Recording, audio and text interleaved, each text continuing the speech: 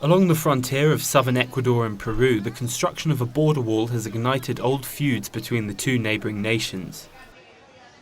However, it's locals like Pablo Guerrero who have been caught in the middle and whose livelihood is now at risk as a result of the wall, which threatens local trade on both sides of the border.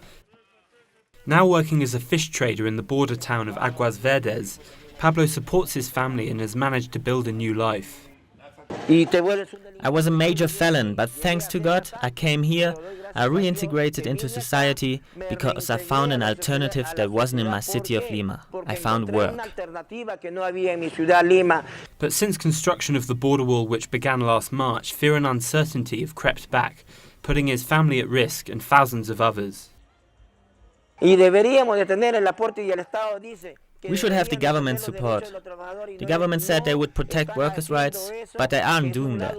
That is a basic human right anywhere in the world.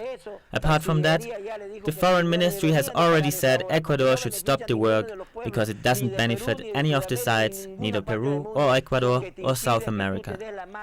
In any place in the world, a wall isn't a solution. It prevents you from holding hands as we used to do before. We used to cross the bridge, we used to greet our friends from the other side. Anyway, the authorities, the foreign ministries should look at this from a human side. This shouldn't be made, because it would cause social chaos and more poverty and uncertainty.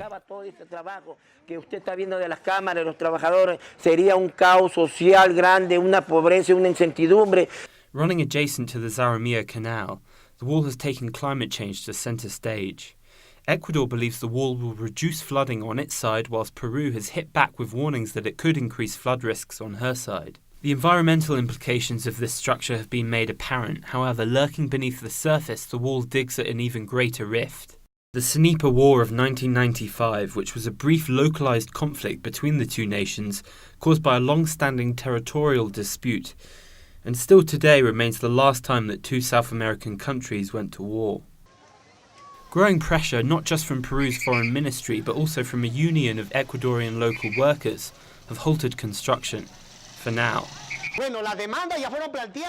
Our demands were established, but honestly, now we are working to be heard, searching for dialogue, to resolve this issue. But if it isn't, the people will take drastic measures. We can't be continuing to wait 18 more years for them to be lying to us.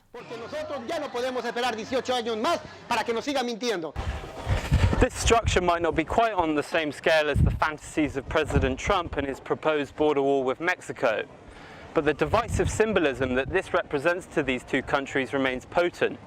And as the threat of climate change becomes an even greater reality, it's the locals of this region that will feel the biggest impact of this wall in the future.